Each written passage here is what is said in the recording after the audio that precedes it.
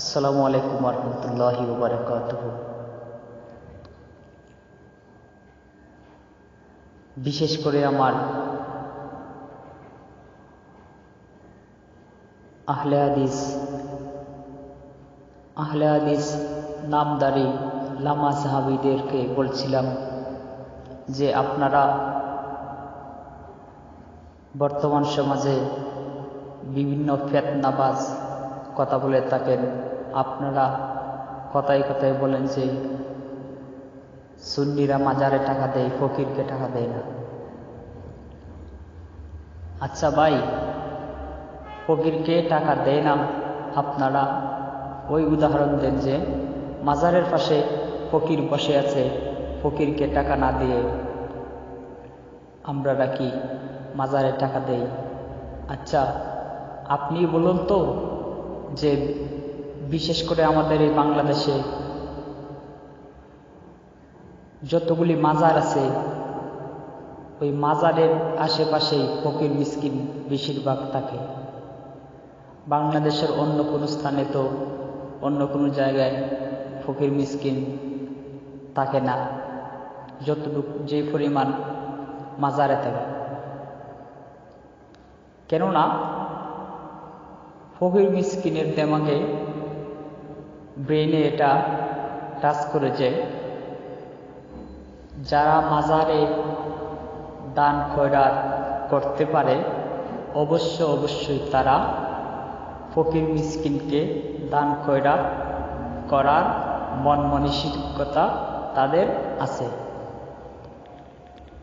ওই কথা চিন্তা করে ভিক্ষুক মাজারের পাশে যায়, যে মাজারে যারা টাকা পয়সা দেয় অবশ্যই আমাদেরকে কিছু টাকা দেবে।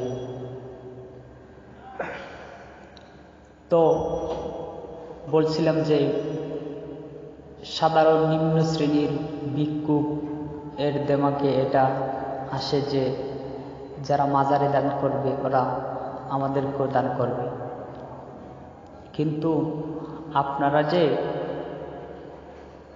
সরল মনা মুসলমানদেরকে ভুল ব্যাখ্যা দিয়ে, ভুল কথা বলে, মিথ্যাচার কথা বলে ধোঁকা দিচ্ছেন যে যারা মাজারে টাকা দেয় ওরা ভিক্ষুককে টাকা দেয় না। আপনারা তো বিশেষ করে লামা সাহাবীদেরকে বলছিলাম, আমার মনে হয় যে আপনার মা বাবার দিকে আপনি ভালো করে নেক নজরে সওয়াবের নিয়তে ভালো করে চোখে চোখ রেখে থাকার না। আপনার মা বাবাকে বরণ পোশাক দেন, সামাজিক দৃষ্টিতে হয়তো বা বরণ পোশাক করেন, আসলে মায়া করে মহব্বত করে মা বাবার প্রতি যতটুকু কর্তব্য ছিল ওই কর্তব্য পালন করাতে, মহব্বতের সহিত পালন করাতে আপনারা আপনাদের মা বাবাকেও বরণ পোশাক করেন না।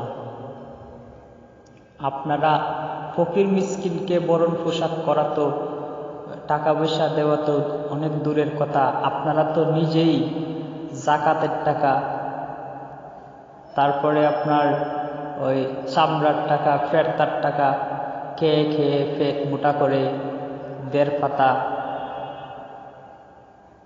কিতাবের আলেম হয়েছেন। তাই আপনাদের দেমাকে ওইসব কিছু কাজ না করাটাই স্বাভাবিক। তাই বলছিলাম যে সরলমনা মুসলমানদেরকে আপনারা এইসব ভ্রান্ত, এইসব মিথ্যাচার, ভুল কথাবার্তা বলা থেকে বিরত থাকবেন। আপনারা নিজেই যেহেতু নিজেই নষ্টামি করেন, অন্য সাধারণ মুসলমানদেরকে নষ্ট করার চেষ্টা করবেন না। নিজে জাহান্নাম পছন্দ করেছেন, নিজে জাহান্নামের দিকে অগ্রসর হন, অন্য ভাইকে জান্নাতের দিকে, জান্নাত থেকে ফিরে আনার চেষ্টা করবেন না। আপনারা জাহান্নামী, আপনারা জাহান্নাম ভালো লাগে, জাহান্নাম পছন্দ করেন, আপনারা জাহান্নামে যেতে চান, ওই জন্য আপনাদের দেমাগে ওইসব কাজ করে। ঠিক আছে, আপনারা আপনাদের ওইসব চিন্তাভাবনা নিয়েই থাকেন। আপনারা সর্বনা মুসলমানদেরকে ধোঁকা দেওয়ার চেতে বিরত থাকবেন। আশা করি আমার কথাগুলি যদি কোনো আহলে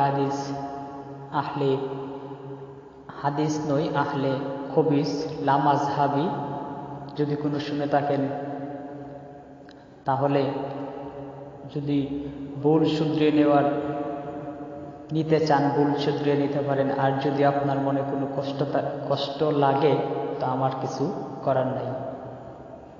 আল্লাহ হাফেজ।